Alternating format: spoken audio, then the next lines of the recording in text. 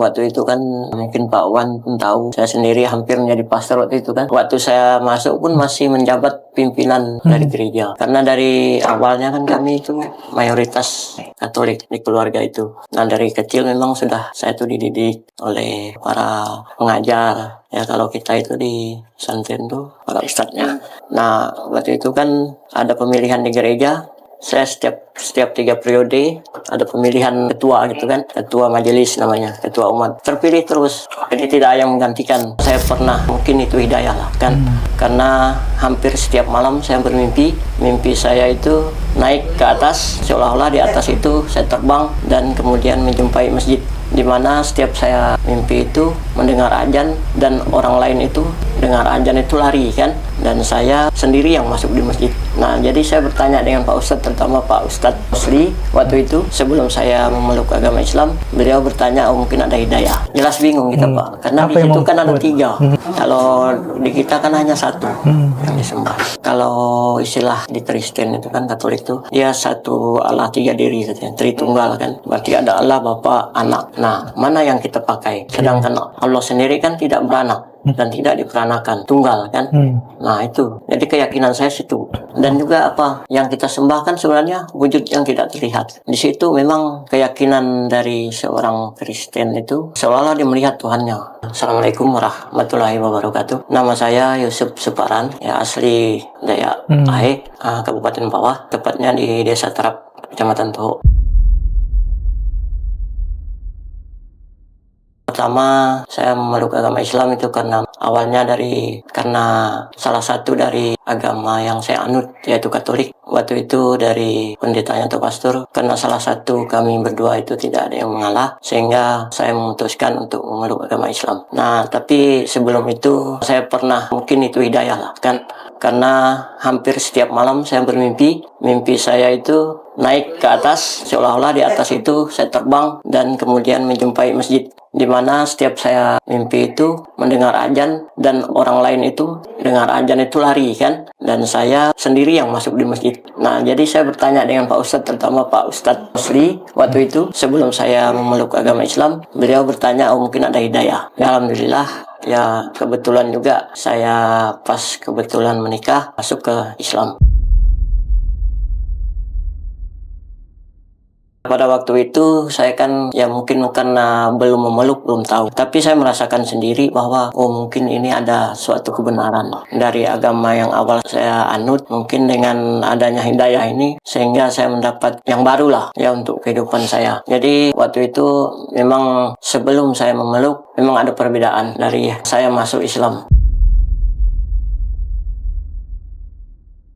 Islam ini sebenarnya tidak ada sulitnya kalau kita memang niat, kemudian kemauan, dan kita percaya. Jadi selama saya masuk Islam ada kemudahan-kemudahan dalam kehidupan saya. Sebelumnya ya memang kita agama itu sama ya, semuanya tujuannya kepada Allah. Tetapi beda dari segi kita melaksanakan ibadah tersendiri. Sebelumnya memang beda lah, sepertinya gimana ya, tidak terang gitu dengan hal-hal yang baru dalam kehidupan saya. Tenangan terutama kita dalam hal-hal menghadapi sesuatu di dalam rumah tangga, mendapat seolah kita tidak memikirkan hal-hal yang negatifnya lah. Jadi kita tenang dalam rumah tangga kita, apapun yang kita kerjakan, apapun yang kita laksanakan, rasanya tenang di dalam hati kita.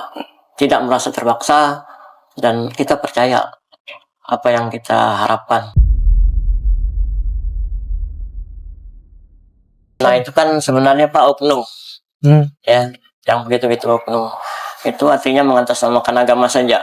Kalau menurut saya, memang agama itu kan tergantung ke hati nurani kita dan keyakinan. Nah pertama, kalau dulu kan saya Katolik itu kok maaf ya, kita kan kalau Yesus itu nabi, kalau mereka kan dibilang itu Tuhan. Nah itu perbedaan. Setelah saya memeluk agama Islam, jadi saya tahu ini yang menjadi alasan utama itu. Tidak, jelas bingung kita Pak, karena di situ kan ada 3. Kalau di kita kan hanya 1 yang disembah. Kalau istilah di Kristen itu kan Katolik itu dia 1 Allah 3 diri katanya, Tritunggal kan. Berarti ada Allah, Bapa, Anak. Nah mana yang kita pakai? Sedangkan Allah sendiri kan tidak beranak dan tidak diperanakan, tunggal kan.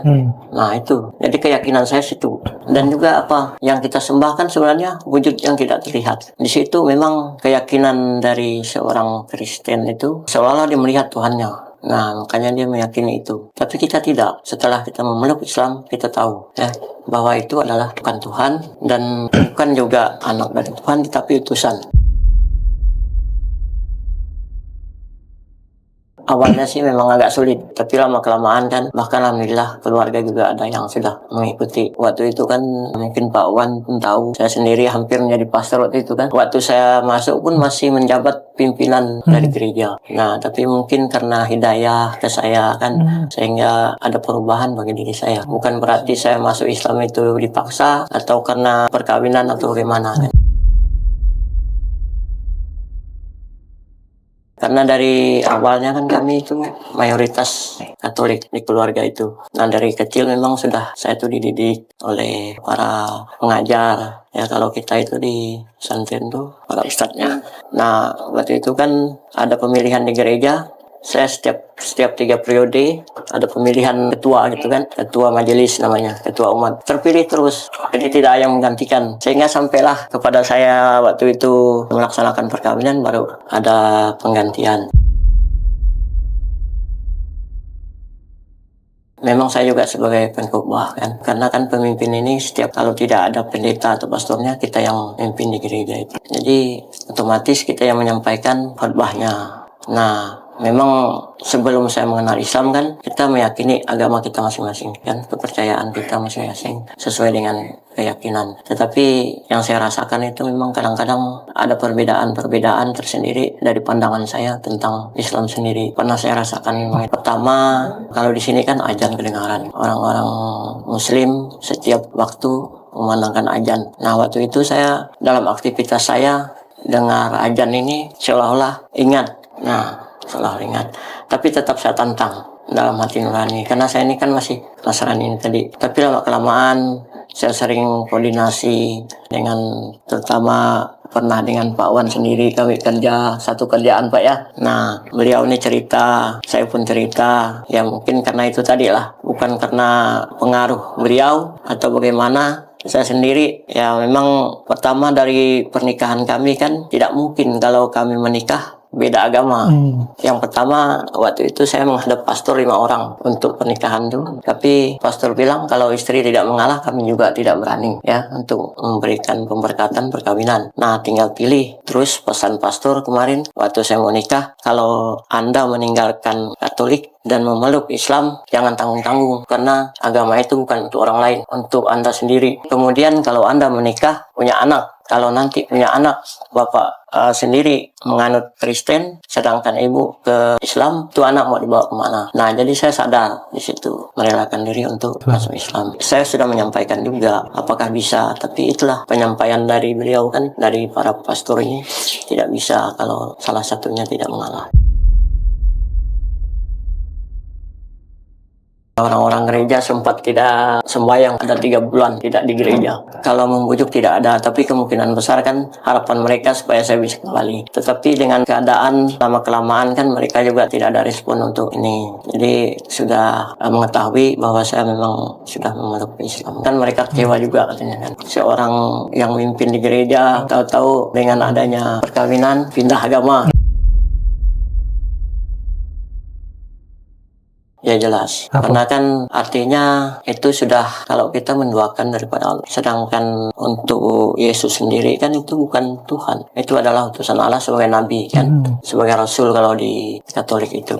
Nah sedangkan dia bilang Tritunggal, satu Allah 3 diri dia bilang kan. Dia tetap, Yesus sendiri menyebut bahwa dia bukan Tuhan, tetapi dia adalah seorang Nabi. Dan Tuhannya sendiri adalah Allah. Sementara di dalam kitab juga mengatakan bahwa Yesus itu adalah anak daripada Allah. Makanya disebut Allah Bapa untuk sekarang saat ini, karena kita percaya yakin bahwa yang kita sembah itu adalah satu, dan menurut saya tidak ada yang bisa kita sembah selain daripada Allah. Keyakinan saya. Awal-awal sih berat.